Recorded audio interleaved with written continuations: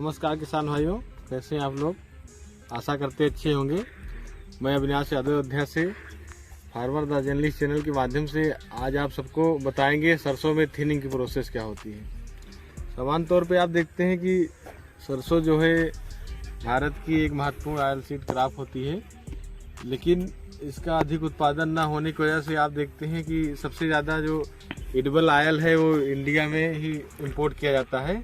सबसे ज़्यादा इंपोर्ट में आप देखते हैं कि सरसों ही ज़्यादा इंपोर्ट की जाती है, उसका जो तेल होता है, क्योंकि इसकी उत्पादकता में बहुत कमी है अभी इंडिया में। क्योंकि किसान भाई की जो जानकारी ना होने की वजह से ये लोग करते क्या है कि सही तरीके से खेती नहीं कर पाते हैं। जब आप खेती नहीं कर पाएंगे तो प्रोडक्शन आपकी कमी आ जाएगी। प्रोडक्शन में कमी आ जाएगी तो आपको निश्चित ही इंपोर्ट करना पड़ेगा तेल। तो इसके लिए आप सरसों के लिए अच्छी तरीके से पहले फील्ड का चुनाव करिए। फील्ड का चुनाव करने के बाद में उसको आप बढ़िया से उसका प्रिपरेशन करिए। प्रिपरेशन करने के बाद उसमें कंपोस्ट वगैरह अच्छे से मिला करके फिर आप सरसों की उसमें बुआई कर दीजिए।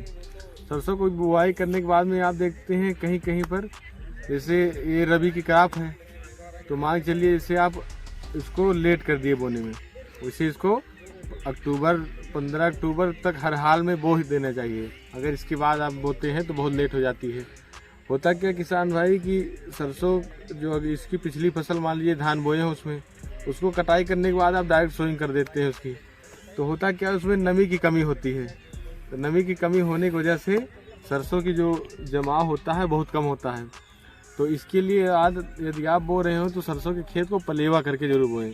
पलेवा करने से होता क्या है कि आपके फील्ड में नमी पर्याप्त मात्रा में रहेगी और नमी अच्छी होने की वजह से फिर सरसों की जो फसल है वो आपकी बढ़िया होगी और उसमें नंबर ऑफ प्लांट भी ज़्यादा होंगे।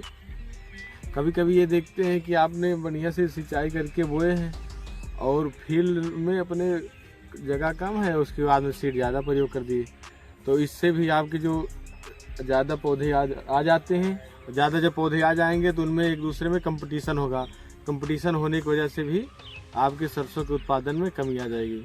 तो पौधे में कंपटीशन ना हो इसके लिए एक इसमें प्रोसेस होती है थिनिंग की। थिनिंग प्रोसेस वो है कि जैसे आप पौधे जो पास पौधे हैं उनको एक पौधे को एक दूसरे से उसकी जो स्पेसिंग है उसको मेंटेन करके रखिए। उसके लिए करते क्या है कि यदि आप सरसों की बुआई कर लिए हैं उसके बाद में सिंचाई होने से 5-7 दिन पहले ही आप जाइए अपने फील्ड पे और देखिए जो सरसों की ज़्यादा पौधा है आसपास उसको उखाड़ करके उसकी जो स्पेसिंग है उसको मेंटेन कर दीजिए। या जहाँ पे आपकी सरसों देखिए दूर दूर तक नहीं है उसको उखाड़ करके वहाँ पे उसकी गैप फिलिंग कर दीजिए। इसके करने के बाद में आप बढ़िया से उसमें डाल दीजिए फर्टिलाइज़र डालने के बाद में आप उसकी सिंचाई कर दीजिए। जब आप थिनिंग करने के बाद उसमें फर्टिलाइज़र डाल देंगे उसके बाद सिंचाई करेंगे तो आप देखेंगे कि इसमें जो वेजिटेटिव ग्रोथ काफ़ी अच्छी होगी।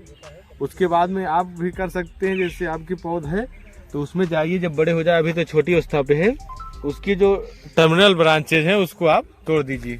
तोड़ने के बाद होती क्या है जो उसकी ऑक्सिलरी ब्रांचेज होती है, नंबर ऑफ आगे ब्रांच आपकी बढ़ जाएगी। जब उससे बढ़ जाएगी तो उसी में आप देखते हैं कि आपकी वो फलियाँ लगेंगी और उसमें फलियाँ लगेंगी तो ब्रांच बढ़ती जा रही है तो फली की मात्रा भी बढ़ जाएगी। इससे आप सरसों में अपना अधिक से अधिक उत्पादन ले सकते हैं। तो ये जानकारी किसान भाइयों आपको कैसी लगी कमेंट के माध्यम से ज़रूर बताएं तथा ऐसे इंटरेस्टिंग जानकारी पाने के लिए हमारे YouTube channel farmer the journalist को ज़रूर सब्सक्राइब करें।